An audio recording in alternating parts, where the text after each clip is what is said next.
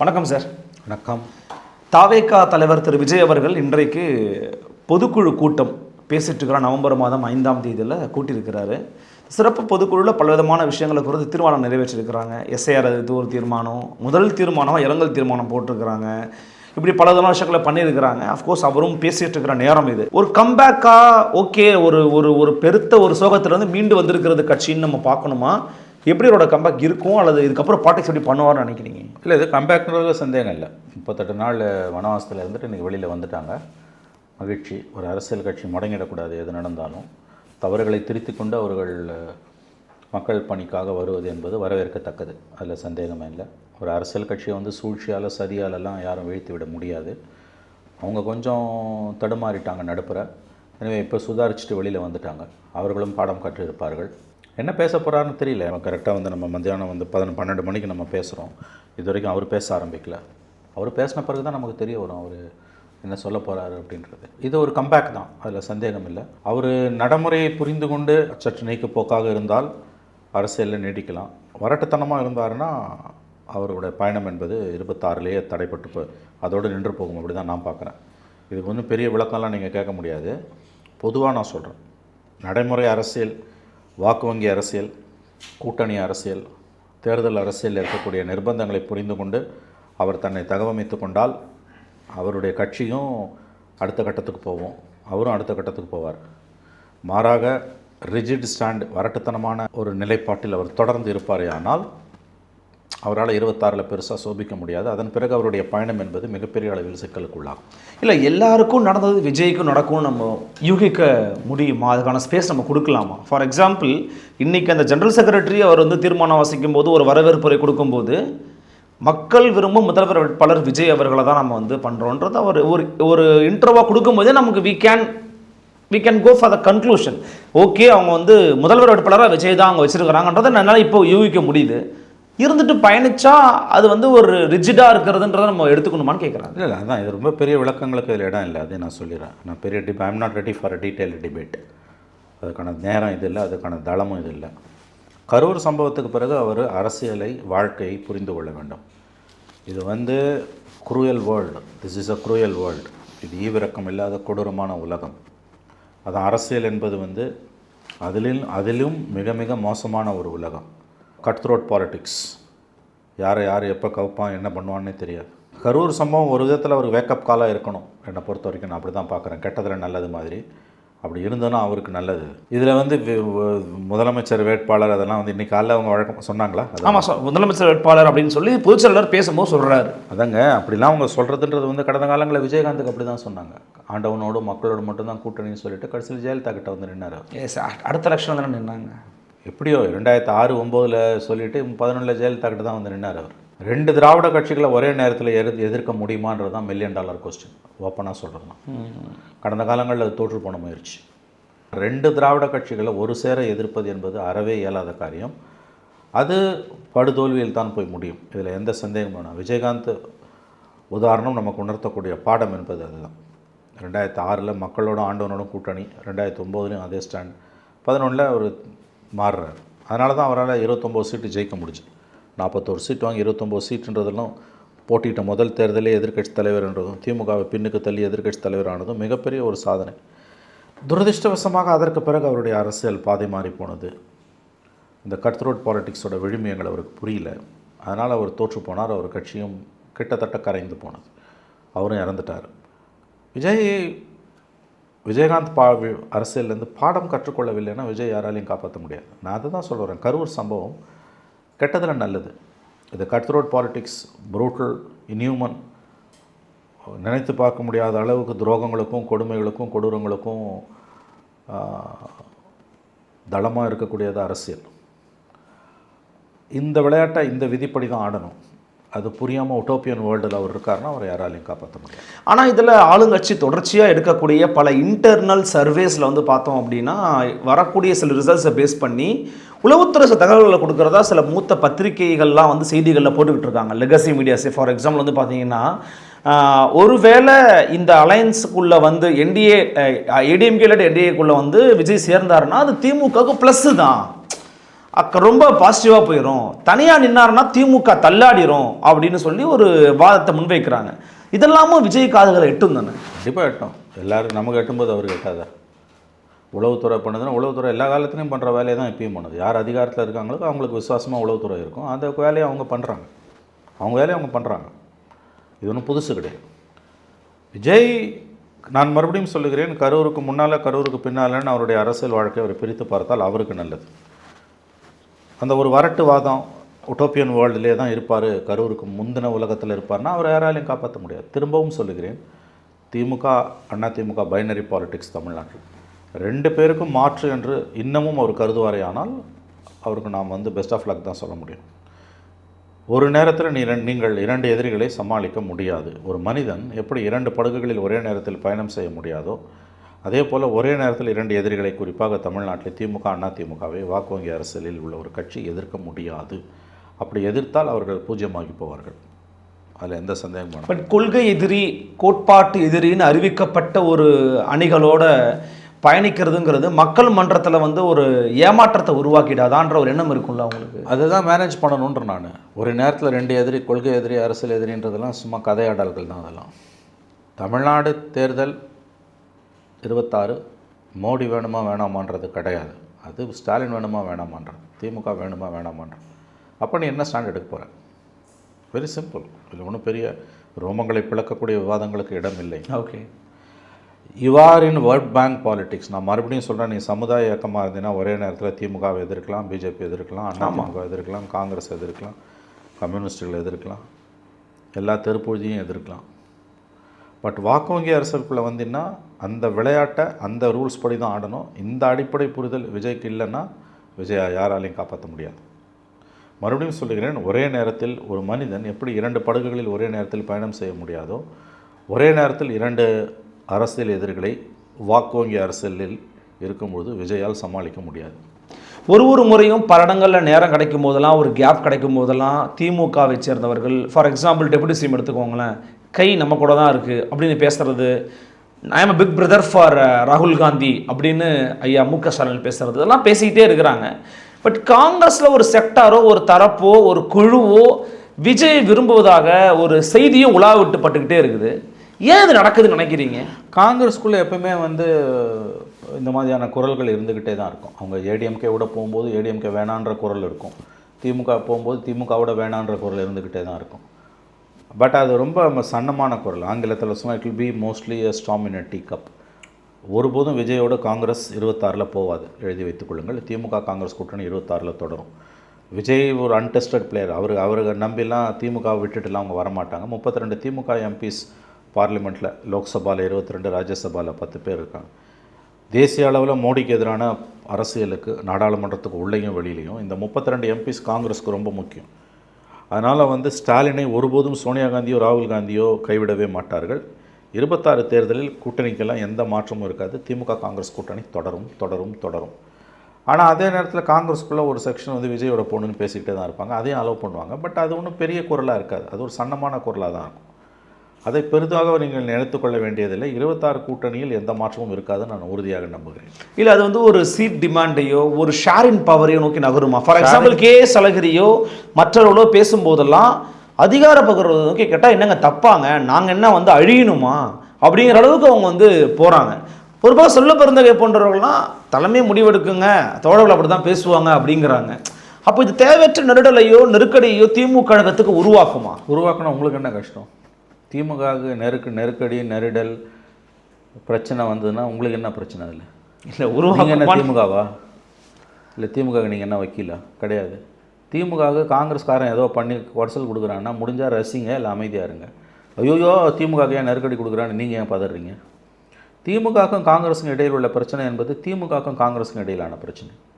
அது என்னவாக இருக்கிறது, எப்படி போய் முடியும், அது ஏன் வருது, இதை கமெண்ட்ரி கொடுக்கறது மட்டும்தான் நம்ம வேலை. இது சரி தப்புன்னு சொல்கிறது நம்ம வேலை இல்லை. அதை யார் செய்வானா? உங்களை சொல்லலை, அதை யார் செய்வானா? திமுகவால் பலனடையக்கூடியவர்கள் தான் அதை செய்வாங்க. அதனால் காங்கிரஸோட இத்தகைய பேச்சுக்கள் திமுகவுக்குள்ள ஒரு கோபத்தை உண்டாக்கும். கடந்த காலங்கள் அப்படி தான் பண்ணாங்க. 2011 2வது மாடியில் அறிவாலயத்தில் கலைஞர் டிவியில் ரெய்டு, முதல் மாடியில் தயாளு மாவட்ட சிபிஐ விசாரணை, கிரவுண்ட் ஃப்ளோரில் கூட்டணி பேச்சுவார்த்தை. கத்தி முனையில் வச்சு தான் காரியத்தை சாதிச்சாங்கன்னுவாங்கல்ல, அந்த மாதிரி தான் மிரட்டி தான் சோனியா காந்தி திமுகவை காங்கிரஸ் கூட்டணிக்குள்ளே வச்சுருந்தாங்க.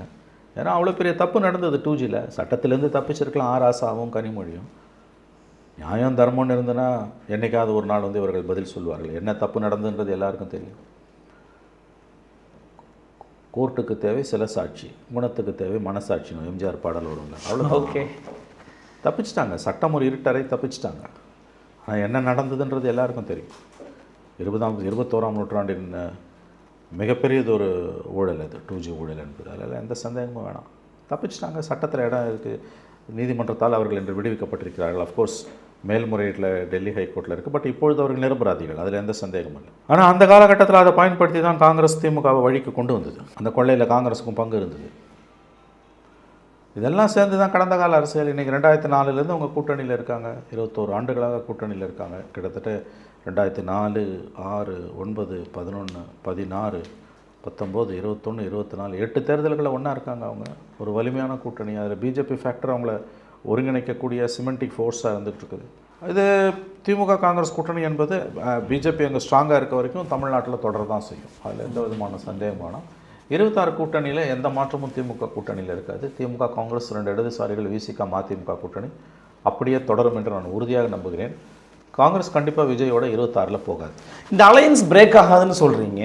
ஆனால் இந்த அலையன்ஸை லீட் பண்ணக்கூடிய திமுகவுக்கு புதிய சக்திகள், விஜயோடைய எமர்ஜென்சியை வந்து பார்த்தீங்கன்னா கொஞ்சம் டிஸ்டர்பன்ஸை உருவாக்கி இருக்கும் அவங்க எடுக்கிற சர்வேக்கள்லேயே. ஏன்னா இதை சொல்லக்கூடிய பல ஃபீல்டுக்கு போய் சர்வே இருக்கக்கூடிய ரிப்போர்ட்டர்ஸ் இருக்காங்க. ஃபார் எக்ஸாம்பிள் துக்ளக் இதயா போன்றவங்க நிறைய பேர் இருக்கிறாங்க, நிறைய பேர் போகிறாங்க. அவங்க சொல்லக்கூடிய வேல்யூஸ் வந்து கொஞ்சம் இவங்களை கலக்கத்தை உண்டாகுதா திமுகவுக்கு? உண்மைதான். கிரவுண்டில் ஆன்டி இன்கம்பன்சி கடுமையாகவே இருக்குது. அதில் சந்தேகம் இல்லை. விஜய்க்கு வரக்கூடிய கூட்டம் திமுகவுக்கு தூக்கமற்ற இரவுகளை கொடுக்கிறது என்பது உண்மை.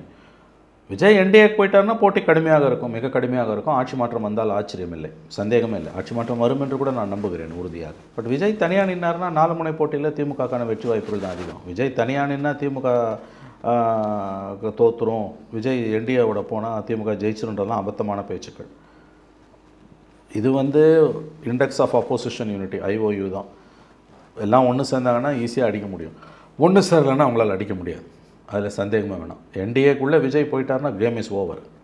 தேர்தல் வந்து நம்பர்ஸை பற்றி தான் நம்ம பேசணுமே வழி, ஆட்சி மாற்றத்தை பற்றி பேச வேண்டிய அவசியமே இல்லை. அது கிட்டத்தட்ட உறுதியாகும் என்டிஏக்குள்ளே அவர் போயிட்டார்னா. ஒருவேளை அவர் என்டிஏக்குள்ளே போகாமல் தனி கடை விரிக்கிறார்னா then it will be a 4 corner ஃபைட்டில் இட்ஸ் அட்வான்டேஜ் ஃபார் டிஎம்கே தான். அதில் சந்தேகமே இல்லை. இல்லை, இந்த இன்சிடெண்ட்டுக்கு பிறகே கூட தாவேகா மேலேயோ விஜய் மேலேயோ பர்செப்ஷன் வந்து பாசிட்டிவாக மாறி இருக்கு அப்படிங்கிற ஒரு பார்வை எல்லாருமே முன்வைக்கிறாங்க. அதுக்கு தான் வாய்ப்புகள் அதிகமாக இருக்கா? இப்போ அப்படி தான் இருக்கா? ஒரு விஷயம் உண்மைங்க. கரூர் சம்பவத்துக்கு பிறகு விஜயோட பாப்புலாரிட்டி என்பது முன்பு இருந்ததை விட சற்று சிறிதளவு உயர்ந்திருக்கிறது. 1% கூட அது குறையவே இல்லை. கூடியிருக்குன்றத ஓரளவு நம்மளால் யூகிக்க முடியுது. பட் குறையல, 1% கூட குறையலன்றது தான் உண்மை. அவரை விக்டிமாக தான் மக்கள் பார்க்குறாங்க. அவரை வந்து பெர்பட்ரேட்டராக 41 பேர் செத்ததுக்கு அவரை காரியகர்த்தாவாக மக்கள் பார்க்கல. That is true. விஜயை வேணாம், விஜயோட அரசியல் தமிழ்நாட்டுக்கு ஆபத்தானதுன்னு சொல்லக்கூடிய என்னை போன்றவர்கள் கூட கள யதார்த்தத்தை நாங்கள் ரொம்ப துல்லியமாக எங்கள் விருப்பங்களை ஒதுக்கி வைத்து விட்டு தான் நடை போடுவோம். கரூர் சம்பவத்துக்கு பிறகு விஜய் மீது மக்களுடைய ஆதரவு சற்று கூடி இருக்கிறதே ஒழிய அது எள்ளளவும் குறையவில்லை. இதுதான் உண்மை. மாறாக கரூர் சம்பவத்துக்கு பிறகு திமுகவின் செல்வாக்கு சற்றே சரிந்திருக்கிறது என்பதுதான் உண்மை. இந்த வந்து திமுக தலைமைக்கு நம்மை விட நன்றாக தெரியும், ரொம்ப நல்லா தெரியும். ஓகே. அதனால் அவங்க தேர்தல் நேரத்தில் என்ன பண்ணுறாங்க, எவ்வளோ பெரிய மெகா கூட்டணி அமைக்கிறாங்கன்றதை நம்ம பொறுத்திருந்து தான் பார்க்கணும். இல்லை, இது போன்ற விவகாரங்களில் முடிவுகள் எடுக்கும்போது நம்ம இந்த அலையன்ஸுக்கு போனோம் அப்படின்னா இது டோட்டலாக இந்த சிஸ்டமையே கூட மாற்ற வாய்ப்பு இருக்குது அப்படிங்கிறத சொல்கிறதுக்கு ஒரு அனுபவசாலிகள் வேணும், அந்த மாதிரி நபர்கள் வேணும். அந்த மாதிரி எப்படி சொல்லுங்கள், மறுபடியும் உங்கள் கேள்வி கேளுங்க. இப்போது தாவேக்காவுக்கோ அல்லது விஜய்க்கோ, இப்போ பண்டூட்டி ராமச்சந்திரன் போல் அவர் தேமுதிக விஜயகாந்த் ஐயாவுக்கு இருந்தாங்க, அந்த மாதிரியான ஆட்கள் இல்லாத போது இந்த மாதிரியான விஷயங்கள் கண்டிப்பாக தப்பான முடிவை தான் எடுப்பாங்கன்ற ஒரு பர்செப்ஷன் வைக்கப்படுகிறது. அது உண்மையாகவும் இருக்கலாம். ஆனால் ஒரு புதிய பாதையில் போகக்கூடியவருக்கு எனக்கு அனுபவசாலிகளே தேவையில்லை என்ற நினைப்பாரே, ஆனால் அது அவருடைய பாதை. ஏன்னா பழையன கழிதலும் புதியன புகுதலும் வழியோன காண வகையான நானேன்னா வந்துகிட்டே தான் இருக்கும். அது வந்து விஜயகாந்துக்கு அவர் தேவைப்பட்டார், பண்டூட்டியார். இவருக்கு தனக்கு யாரும் தேவையில்லைன்னு அவர் நினைக்கிறாரு, அது அவருடைய உரிமை. அதுக்கான நல்லது கெட்டதை லாபத்தை நஷ்டத்தை அவர் தான் அனுபவிக்க போகிறாரு. அந்த ஆஸ்பெக்டை வச்சு நம்ம விஜய் எடை போட முடியாது.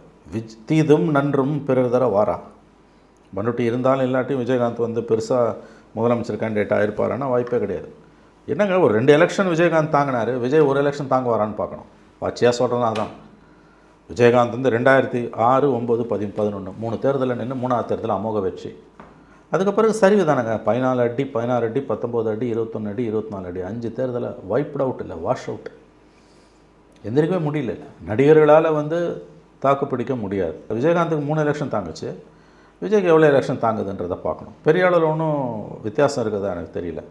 நீங்கள் பெரிய அளவில் வந்து அஃப்கோர்ஸ் விஜயகாந்த் வந்து விஜயை விட எவ்வளோ இப்போ ஹெல்த்தியாக தான் இருந்தார். தனி நபர்கள் இருந்தாங்க அவர்கிட்ட, ஸ்போக்ஸ் பர்சன்ஸ்லாம். இன்றைக்கி அவங்கெல்லாம் வெவ்வேறு இடங்களில் நல்லா போயிருக்காங்க. இப்போ வெவ்வேறு இடங்களில் நல்லா புகழ்மிக்கவர்களில் தான் இருக்காங்க. கான்ஸ்டன்டைன் ரவீந்திரன், நம்ம பாபு முருகவேல், மருது அழகராஜ், மாஃபாய் பாண்டியராஜன், இந்த மாதிரியான நண்பர்கள் வந்து எல்லா இடத்துலையும் அவங்கெல்லாம் இருந்தாங்க. இன்றைக்கி நல்லா தான் அவங்க இருக்காங்க. விஜய் கட்சியில் யார் இருக்கா அந்த மாதிரி? ஆகவே விஜயோட அரசியல் இதுவரை கடந்த காலங்களில் புதிதாக அரசியலுக்கு வந்த சினிமாக்காரர்களாக இருக்கட்டும், நான் சினிமா பீப்புளாக இருக்கட்டும், அவர்களுடைய அரசியல் வந்து வித்தியாசமானதாகத்தான் இருக்கிறது. அதில் சந்தேகமே இல்லை. பெரிய அளவில் அது வித்தியாசமானதாகத்தான் இருக்கிறது. இதோட நல்லது கெட்டதை அவர் தான் அனுபவிப்பார். அவர் வந்து ஓல்டு அண்ட் நியூ பிளண்டானால் நல்லா இருக்கும்னு நம்ம நினைக்கிறோம். எனக்கு ஓல்டே வேணான்றார் அவர். அது அவருடைய பாதை. எதிர்க்கட்சியில் எடப்பாடி கே பழனிசாமி பெருசான அட்டாக்ஸையோ அல்லது வந்து விமர்சனங்களையோ அல்லது வந்து ஒரு அச்சுறுத்தலையோ வந்து டிவிக்கு கொடுக்குற மாதிரி தெரியல.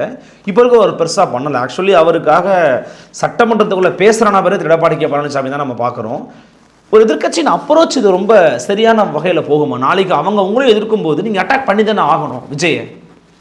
இப்போதைக்கு அவங்க விஜய் அலையன்ஸ்க்கு வந்துடுவார்னு நம்புகிறாங்க, விரும்புகிறாங்க. விஜய் தங்களுடன் வர வேண்டும் என்று அதிமுக விரும்புகிறது, வந்து விடுவார் என்று நம்புகிறது. அதனால் அவங்க விஜயை விமர்சிப்பதை தவிர்க்கிறார்கள். நாளைக்கு வரமாட்டார்ன்றது கன்ஃபார்ம் ஆச்சுன்னா அப்போ விமர்சிப்பாங்க. அதில் சந்தேகமே இல்லை. அதான் அரசியல். அவர் எனக்கு இப்போதைக்கு அவருடைய பாதை என்னன்னு தெரியலங்க. இன்றைக்கி அவரோட ஸ்பீச்சில் கொஞ்சம் நேரத்தில் ஸ்பீச் இருக்குதுன்னு நினைக்கிறேன். அதில் ஓரளவு நமக்கு டைரெக்ஷன் தெரியலாம். அது தெரியாமல் நம்ம பேச முடியாது. ஏன்னா ஃபார் த ஃபஸ்ட்டு டைம் ஒரு வாய் திறக்க போகிறார் எங்கள் கேடர்ஸ் முன்னால். ஒரு வீடியோ ஒன்று போட்டார் 4.5 நிமிஷம் சம்பவத்துக்கு பிறகு. அப்புறம் 2-3 ட்வீட் போட்டார். அதுக்கு பிறகு அவரோட ஸ்பீச் எங்கேயுமே கேட்கல. அந்த இறந்தவர்களோட உறவினர்களை அழைச்சது கூட வந்து மீடியாவுக்கு வந்து இட் வாஸ் க்ளோஸ்டு. செவி வழி செய்திகள் தான் வந்ததே ஒழியா. இல்லை, அவங்க வெளியில் வந்து பேசுனாங்கல்ல, யார் விஜய் மீட் பண்ணாங்களோ அவங்க வெளில வந்து சொன்னாங்க சார் அழுதாங்கன்னு. அவர் வாயிலேருந்து வரல. ஒரு வழி பாதையாக அரசியல் இருக்க முடியாதுல்ல. தாவேக்கா கிட்டேருந்து வரல, இல்லை விஜய் கிட்டேருந்து வரல. அவசியம் இருக்கான்னு கேட்குறேன். கண்டிப்பாக இருக்குது. ஏன்னா இது ஒரு தனிப்பட்ட தாவேக்கா விஜயோட குடும்ப சம்பாச்சாரம். விஜயன்ற சினிமா நடிகருக்கும் இவர்களுக்குமான உறவுனா நீங்கள் நானும் இதை பற்றி பேசக்கூடாது, கவலைப்படக்கூடாது, அது ப்ரைவசியில் தலையிடுற மாதிரி. பட் அரசியல் கட்சி தலைவராக அவருடைய கூட்டத்தில் ஒரு பெரிய துயர சம்பவம் நடந்திருக்குன்னா பொதுவெளியில் வச்சு தான் அவர் இன்ட்ராக்ட் பண்ணியிருந்திருக்கணும். மன்னிப்பு கேட்டிருந்தாலும் சரி, அழுதாலும் சரி. அதை தனிப்பட்ட விவகாரமாக வந்து 4 சவுத்துக்களை வச்சுட்டு பண்ணுறாருன்னா அதுதான் அவருடைய நம்பகத்தன்மை. அவர் எத்தனை நாளைக்கு வந்து இல்லை, மேபி ஒரு இன்ட்ரோவர்ட்டாக இருக்கலாம் சார். ஒரு இன்ட்ரோவர்ட்டாக நீ இன்ட்ரோவர்ட்டோ எக்ஸ்ட்ராவர்ட்டோ அது ரெண்டாவது விஷயம். ஆஸ் அ பாலிட்டிஷியன் உங்கள் கூட்டத்தில் நடந்த இந்த சம்பவத்துக்கு நீங்கள் தார்மீக பொறுப்பு ஏற்கணுமா வேணாமா? தார்மீக பொறுப்பு அழுதாருன்றாங்க. பொதுவெளியில் நீங்கள் மன்னிப்பு கேட்கணுங்க.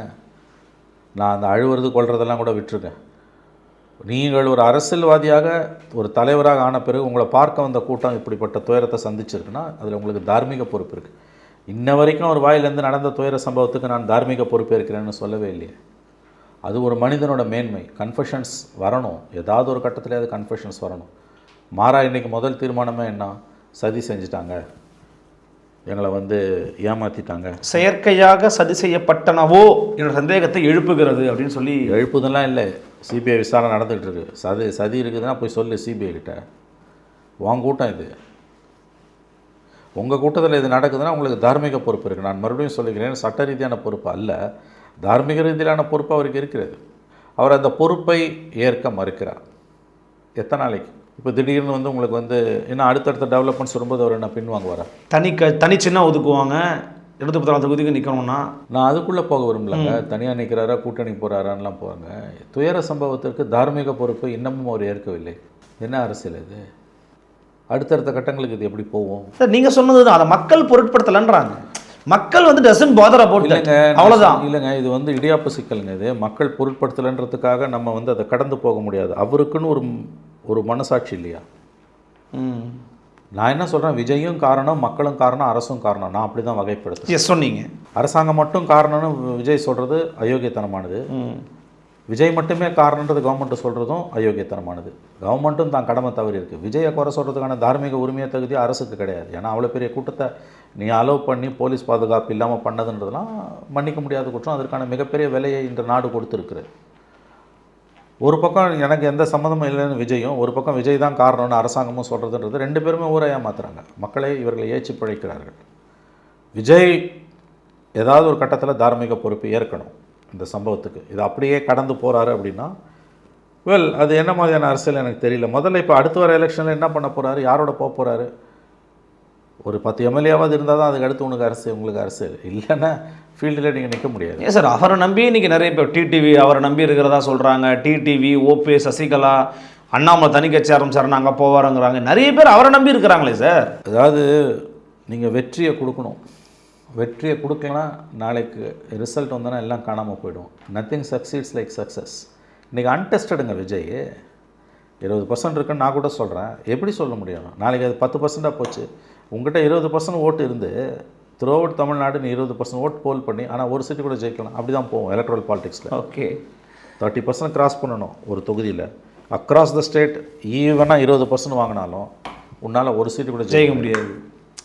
உங்களால் ஒரு சீட்டு கூட ஜெயிக்க முடியலன்னா இன்னைக்கு உங்களை நோக்கி வரணும்னு விரும்புகிறோம் அத்தனை பேர் வந்து பிச்சுன்னு விடுவோம். எல்லா கட்சிகளிலும் ஓரங்கட்டப்பட்ட எல்லா தலைவர்களுக்கும் 90% தலைவர்களுக்கு விஜய் பக்கம் போக வேண்டும் என்ற ஒரு பேராசை இருக்கிறது.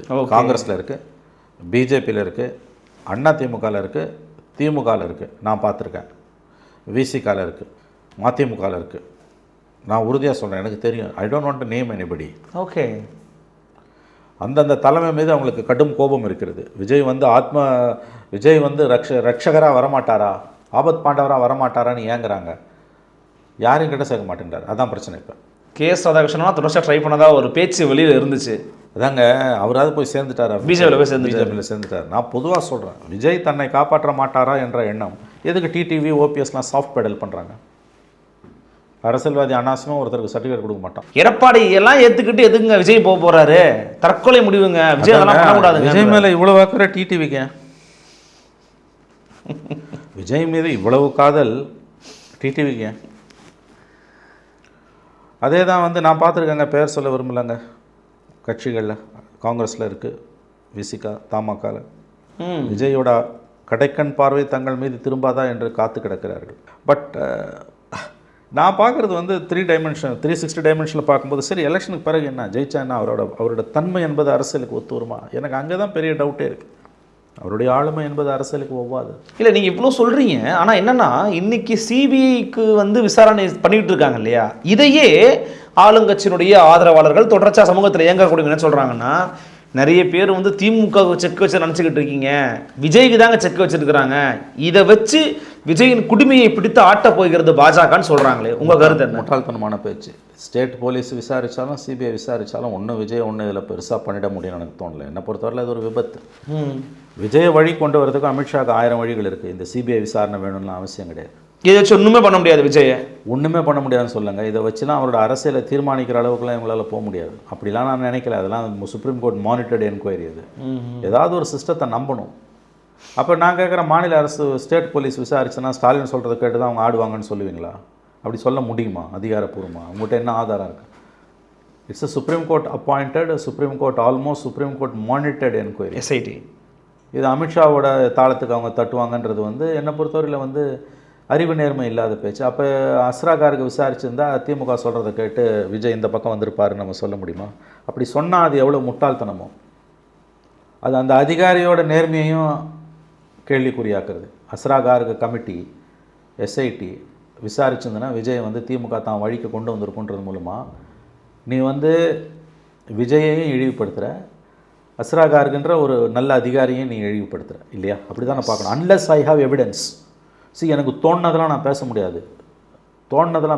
அதில் பொது வெளியில் பேசுகிறவங்கிட்ட ஐ ஹாவ் எவிடன்ஸ். அஸ்ராகாருக்கு விசாரணை விஜயை வளைப்பதற்காக திமுக போட்ட சதின்னு சொன்னால் அது அயோக்கியத்தனமான பேச்சு. அங்கே நான் விஜயை மட்டும் இழிவுபடுத்துகிறேன், அஸ்ராகாருக்குன்ற ஒரு நல்ல அதிகாரியை நான் இழிவுபடுத்துகிறேன். அதுக்கு என்ன ஆதாரம் என்கிட்ட இருக்குது? குறைஞ்சபட்ச மனசாட்சி அறிவோட பேசும், பொது வெளியில் பேசும். இதில் ஜஸ்டிஸ் அதே மாதிரி இன்றைக்கி சுப்ரீம் கோர்ட் மானிட்டர்டு என்கொயரினும் போது மற்ற என்கொயரிக்கு இதுக்கு வித்தியாசம் இருக்குது. எல்லாமே ஆன் ரெக்கார்டு இருக்கும். அந்த சிபிஐ வந்து அவன் வந்து 2 லேயர் வச்சு தான் சுப்ரீம் கோர்ட் ஆர்டர் பண்ணியிருக்கு. வெறும் சிபிஐ மட்டும் கொடுத்தா கூட சந்தேகம் வரும்னு சிபிஐ மானிட்டர் பண்ணுறதுக்கு ரிட்டையர்டு சுப்ரீம் கோர்ட் ஜட்ஜ் மூலமாக 2 ஐஜி ரேங்க் ஆஃபீஸர்ஸை வச்சு ஒரு மானிட்டரிங் கமிட்டியை போடுறாங்க. அதாவது தவறுகளை களைவதற்கு ஃபுல் ப்ரூஃப், அது செக் அண்ட் பேலன்ஸில் வராங்க. எஸ். அப்போ அந்த ஒரு விசாரணை நடக்கும்போது அமித்ஷா அவரை வலிச்சிட்டாரு அப்படின்னா அயோக்கியத்தனமான பேச்சு. இல்ல அதுல இருக்கிற ஜட்ஜஸ் மேலேயே கிரிட்டிசிசம் வைக்கிறாங்க சார். அவங்களுடைய தீர்ப்பு என்ன, எதுக்கு நீ யாரையுமே நம்ப மாட்ட, படைச்ச ஆண்டவனே வந்தாலும் நீ அவனுக்கு ஒரு உள்நோக்கத்தை கற்பிப்ப. நீ சுப்ரீம் கோர்ட்டை நம்ப மாட்ட, சிபிஐயை நம்ப மாட்ட, யாரையுமே நீ நம்ப மாட்ட. ஸ்டாலின் சொல்கிறதையும் இங்கே இருக்கக்கூடிய திமுக சொல்கிறதையும் திமுக கைக்கூலிகள் சொல்கிறதையும் தான் நீ நம்புவேன்னா உன்னை யாராலையும் காப்பாற்ற முடியாது. உங்களுக்கு வேணும்னும் போது சிபிஐயை தலையில் வச்சு கொண்டாடுறீங்க, உங்களுக்கு வேணும்னும் போது சுப்ரீம் கோர்ட்டை தலையில் வச்சு நீங்கள் கொண்டாடுறீங்கல்ல. கவர்னர் விஷயத்தில் சுப்ரீம் கோர்ட் தீர்ப்பு கொடுத்தா ஆஹா ஓஹோன்னு வானத்தளவுக்கு குதிக்கிறீங்கல்ல. ரெவ்யூ பெட்டிஷன் போட்டால் திரும்பி ரெவ்யூ பெட்டிஷன் என்பது அரசியலமைப்பு சாசனத்தில் அனுமதிக்கப்பட்ட ஒன்று. தன்னோட சட்ட வழிமுறையை வந்து உங்களுடைய எதிரி கடைபிடிக்கும் பொழுது அதுக்கு புலம்போது என்பது கோழைத்தனத்தின் வெளிப்பாடு. ரெவ்யூ பெட்டிஷனை வந்து சென்ட்ரல் கவர்மெண்ட் போடும்போது எதுக்கு வானத்துக்கும் பூமிக்கும் குதிச்சிங்க? சுப்ரீம் கோர்ட் சொன்னது தான் இறுதி தீர்ப்புன்னு. ரெவ்யூ பெட்டிஷனில் போடுறதுக்கு அதிகாரம் இருக்குது, பிரசிடென்ஷியல் ரெஃபரன்ஸுக்கு அதிகாரம் இருக்குது. அப்போ எதுக்கு அவ்வளோ குதிச்சிங்க? அப்புறம் இன்றைக்கி எதுக்கு சுப்ரீம் கோர்ட்டை திட்டுங்க? டாஸ்மாக் ஊழலில் வந்து கவாய் பெஞ்ச் வந்து இடிக்கு ஸ்டே கொடுத்தப்போ தலைவில் வச்சு கொண்டாடினீங்கல்ல கவாயை. இன்றைக்கி அதே சுப்ரீம் கோர்ட் வந்து சிபிஐ என்கொயரி ஆர்டர் பண்ணி ரிட்டையர்டு சுப்ரீம் கோர்ட் ஜட்ஜை வச்சு மானிட்டர் பண்ணும்போது மட்டும் ஏன் உங்களுக்கு கசக்குது? இப்போ மட்டும் எதுக்கு ஜட்ஜோட ஜாதகத்தை நோண்டுறீங்க? ஏன் அப்போ உங்களுக்கு சாதகமாக தீர்ப்பு வரும்போதுனா உங்களுக்கு சாதகமாக தீர்ப்பு கொடுத்த ஜட்ஜுங்களோட ஜாதகத்தை நோண்டலாமா? நோண்டக்கூடாது. கவர்னர் விஷயத்தில், டாஸ்மாக் விஷயத்தில், இடி விஷயத்தில் உங்களுக்கு மணல் கொள்ளையில் உங்களுக்கு சாதகமாக உச்சநீதிமன்றத்தில் தீர்ப்பு வரும்போது சுப்ரீம் கோர்ட்டில் ஆஹா ஓஹோ. அதே மாதிரி வந்து பேரறிவாளன் விடுதலையிலலாம் உங்களுக்கு சாதகமாக வரும்போது வானத்துக்கும் பூமிக்கும் குதிச்சிங்கல்ல. சுப்ரீம் கோர்ட்னு இன்றைக்கி அந்த சுப்ரீம் கோர்ட் தானே வந்து விஜய் விஷயத்தில் சிபிஐ என்கொயரி போட்டு அதை மானிட்டர் பண்ண ஒரு ரிட்டையர்ட் ஜட்ஜோட கமிட்டியை போட்டால் அந்த ஜட்ஜு அன்றைக்கி இப்படி தீர்ப்பு கொடுத்தாரு, இன்றைக்கி இந்த இது என்ன அயோக்கியத்தனமான பேச்சு? அதாவது உங்களுக்கு சாதகமாக தீர்ப்பு வந்தால் சுப்ரீம் கோர்ட்டை கொண்டாடுவீங்க, உங்களுக்கு எதிராக வந்ததுன்னா அடிப்பீங்க. இது ஒன்றும் பெருசுப்படுத்த தேவையில்லை. இது வந்து சிறு புத்தி உள்ளவர்கள் பண்ணக்கூடிய வேலை. இது தனக்கு சாதகமாக தீர்ப்பு வந்ததுன்னா நீதி வென்றதுன்றது இல்லை. இதன் மூலமாக அவங்க நிறுவ விரும்புவது ஒன்று தான், பாஜகவின் கைப்பாவை தான் விஜய். இல்லைங்க, பாஜகவின் கைப்பாவை தான் விஜய். அதான் அவங்க நிறுவ விரும்புகிறாங்க. திமுகவை எதிர்க்கிறவன்லாம் சங்கி. அந்த காலத்தில் எவன் எதிர்த்தாலும் சிஐஏன்னு வானுங்க. காங்கிரஸ் எவன் எதிர்த்தாலும் அந்த மாதிரி திமுகவை எவன் எதிர்த்தாலும் அவன் சங்கி. திமுகவை எதிர்த்தாலும் பிஜேபி. அது சுப்ரீம் கோர்ட் ஜட்ஜாக இருந்தாலுமே சங்கி, விஜயாக இருந்தாலும் சங்கி, பத்திரிகையாளர்களாக இருந்தாலும் சங்கி. இது வந்து திமுகவோட பலவீனத்தை தான் காட்டுது. இதை பெருசுப்படுத்த தேவையில்லை, மக்கள் பார்த்து கொண்டிருக்கிறார்கள். ஆகவே திமுகவை விமர்சிப்பவர்களை எல்லாம் அல்லது திமுகவுக்கு எதிரான கருத்துக்களை சொல்லுபவர்களை, திமுக அரசுக்கு எதிரான தீர்ப்புகளை வழங்குபவர்கள் எல்லாம் அவர்கள் உச்சநீதிமன்ற நீதிபதிகளாக இருந்தாலும் அவர்களுக்கு பட்டம் கட்டுவதும் உள்நோக்கம் கற்பிப்பதும் திமுகவுடைய கைவந்த கலை. உனக்கு சாதகமாக சுப்ரீம் கோர்ட் ஜட்ஜ்மெண்ட் வந்ததுன்னா கொண்டாடுறிய, உனக்கு எதிராக போகும்போது எதுக்கு வந்து உங்களுடைய கூலிப்படையை ஏவி விட்டு, அறிவாளி அல்சேஷன்களை ஏவி விட்டு அவங்கள பாஞ்சு போராடுறீங்க? இது என்ன அறிவு நேர்மை? சிபிஐ என்கொயரி ஆர்டர் பண்ணி அதுக்கு சட்டத்தில் இடம் இருக்குது. அது வந்து வெறுமனே சிபிஐ என்கொயரினா கூட வந்து நாளைக்கு வந்து மோடி கவர்மெண்ட்டு, இது பிஜேபி கவர்மெண்ட்டு, திமுக கவர்மெண்ட்டுன்னு பிரச்சனை வரும்ன்ட்டு மானிட்டரிங்க்கு ஒரு கமிட்டியை போடுறாங்க. அதிகம் குறை சொன்னால் அந்த ஜட்ஜி பில்கிஸ் பானில் எப்படி சொன்னார், எக்ஸில் எப்படி சொன்னார், ஒயில் எப்படி சொன்னார், எந்த கண்டெக்ஸ்டில் என்ன ஜட்ஜ்மெண்ட்டுன்னு தெரியாதுங்க. அப்போ இது எல்லாமே வந்து குறைந்தபட்ச அறிவு நேர்மை இல்லாத திமுக சொல்கிறது மட்டும்தான் சரி என்று கருதுகிற திமுகவிடம் விலை போன வாய்களின் வார்த்தைகள். விஜயினுடைய விவகாரம் குறித்தும் இந்த நிலவரம் குறித்தும் கருத்துக்களை பகிர்ந்துக்கிட்டீங்க சார். நன்றி.